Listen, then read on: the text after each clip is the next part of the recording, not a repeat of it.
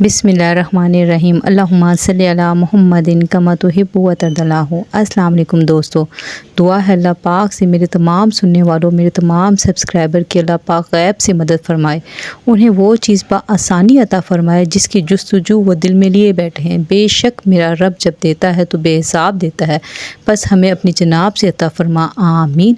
आज की रेसिपी जो है ना वो सीज़न के अतबार से बहुत ही बेस्ट है और टेस्ट तो इसका बहुत ही कमाल है, बनाना भी बहुत आसान है। मुझे उम्मीद है आपको बहुत ज़्यादा पसंद आएगी, तो आपने लाइक एंड कमेंट ज़रूर करना है ताकि मुझे पता चले मेरी बहनों को कितनी पसंद आई है।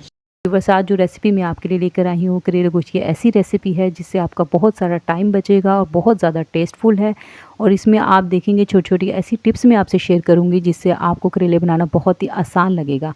आज के बाद आप करेले बनाने को बहुत ही आसान समझेंगी, क्योंकि ये ऐसी टिप्स मैं आपको दूँगी जो वन पोट रेसिपी है, जो आप फटाफट झटपट बना लेंगी। आपको ये सोचना नहीं पड़ेगा कि आज करेले बनाना है तो मैं घर के दूसरे काम छोड़ दूँ। अब ये देखिए, पहली टिप तो ये है कि आपने जो करेले जब आपसे ऐसे सीड रिमूव करने हैं तो आपने टीस्पून की मदद से करने हैं, क्योंकि अक्सर जब हम हाथ से करते हैं या हम नाइफ़ से करते हैं उसमें हमारा बहुत सारा टाइम भी लग जाता है और अक्सर नाखून भी दुखने लग जाता है। तो बस ये देखें कितना ईजीली ये रिमूव हो जाएंगे। इसी तरह से हम सारे करेलों को मैं रिमूव कर लूँगी। तो व्यूअर्स, करेले बनाने का जब भी हम सोचते हैं ना तो अक्सर इसी वजह से हम तर्क कर देते हैं, ये इरादा कि नहीं आज मेरे घर में इतने काम है, करेले बनाने लग गई तो मेरा बहुत सारा टाइम लग जाएगा।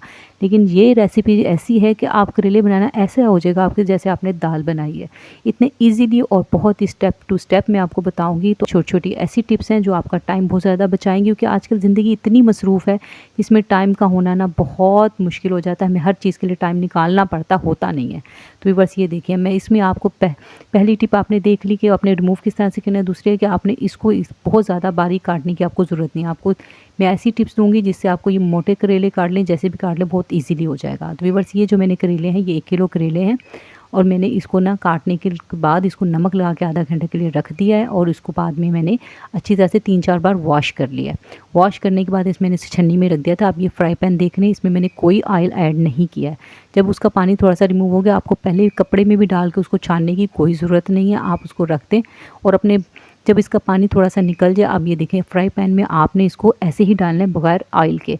इससे क्या होगा, जो इसका थोड़ा सा पानी इसमें रह गया होगा ना वो भी खुश्क हो जाएगा। जब आप इसमें ऑयल डालेंगे तो ये बहुत जल्दी फ्राई हो जाएंगे।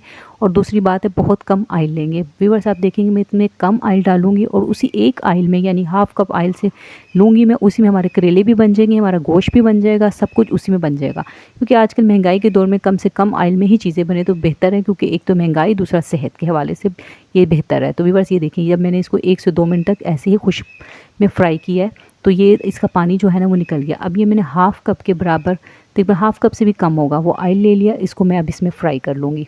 इसको मैं इतना बहुत ज़्यादा डार्क फ्राई नहीं करना कि इसका कड़वाहट इसमें आ जाए, इसको हल्का सा फ्राई करना है कि इसका कलर चेंज हो जाए। ये देखें, अब जब हमने पानी पहले खुश्क करने के बाद इसको फ्राई किया तो आप देख रहे हैं कि इसने ऑयल कितना कम लिया है, ये बहुत कम ऑयल में फ्राई हो गया। अब ये देखिए, इन्होंने अपने अंदर भी जज्ब नहीं किया। तो बस ये छोटी छोटी टिप्स होती हैं जो आपका टाइम भी बचाती हैं और आपका बजट भी बैलेंस रखती हैं।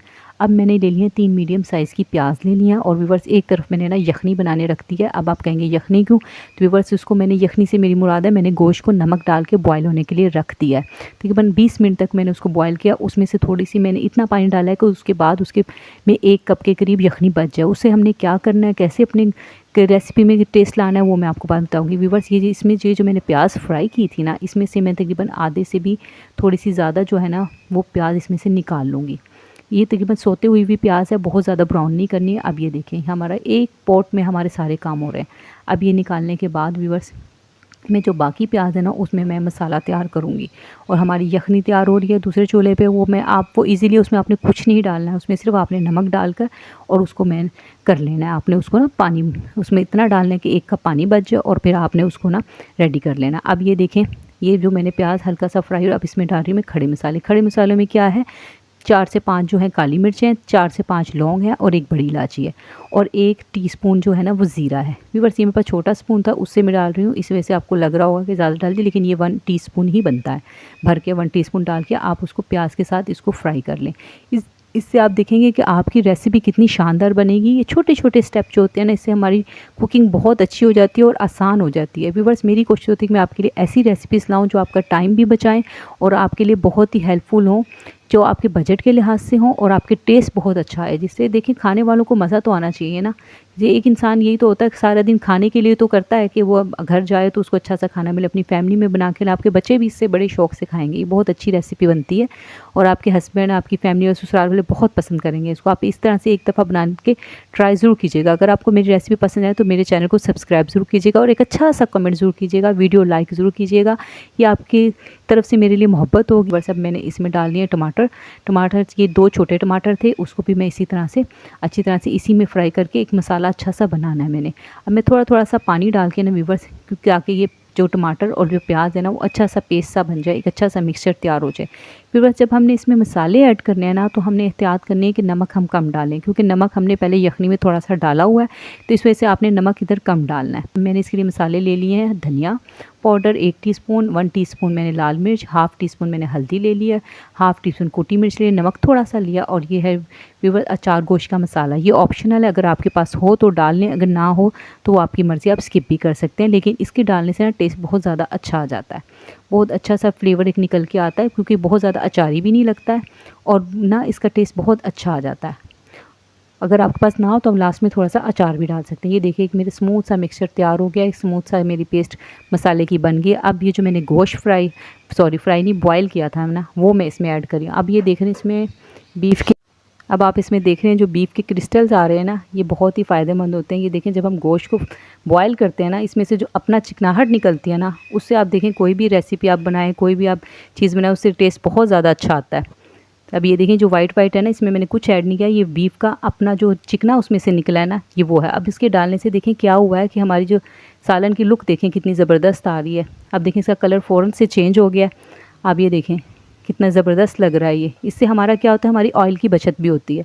इस महंगाई के दौर में हमें थोड़ी सी बचत से तो काम लेना ही पड़ता है व्यूअर्स। अब ये जो मैंने प्याज और करेले निकाले थे ना, अब वो मैं इसमें ऐड कर दूँगी और इसको अच्छे से मिक्स कर लूँगी। देखें गोश्त को हमें ज़्यादा पकाना नहीं हुआ है, क्योंकि अब वो बॉयल हुआ हुआ है, तो हमें सिर्फ उसे जो है ना मसाले में भूनना है। देखें आपका कितना टाइम बचा है इससे। 1 पॉट रेसिपी है, देखें स्टेप बाय स्टेप इसे फॉलो करेंगे तो आपकी जो है ना ये करेले गोश्त की रेसिपी बहुत ज़बरदस्त बनेगी। अब ये मैंने इसको अच्छे से मिक्स कर दिया है। अब मैं इसमें ऐड करूँगी दही तकरीबन हाफ़ कप से भी कम है। इसे डालने से क्या होता है कि करेलों में जो कड़वाहट होती है ना वो ख़त्म हो जाती है। लेकिन व्यूअर्स जो अपनी करेलों का जो अपना फ्लेवर होता है ना, वो उसमें मेरे ख्याल से तो रहना चाहिए।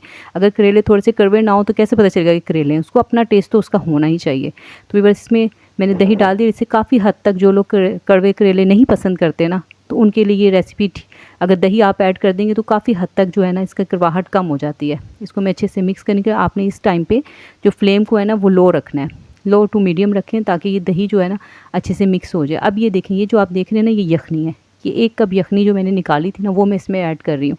इससे क्या होगा, फ्लेवर बहुत ही ज़्यादा शानदार हो जाता है जी। ये देखें इससे क्या होगा, एक तो करेले बहुत ज़्यादा सॉफ्ट बनेंगे और इसका टेस्ट बहुत ज़्यादा निकल के आएगा।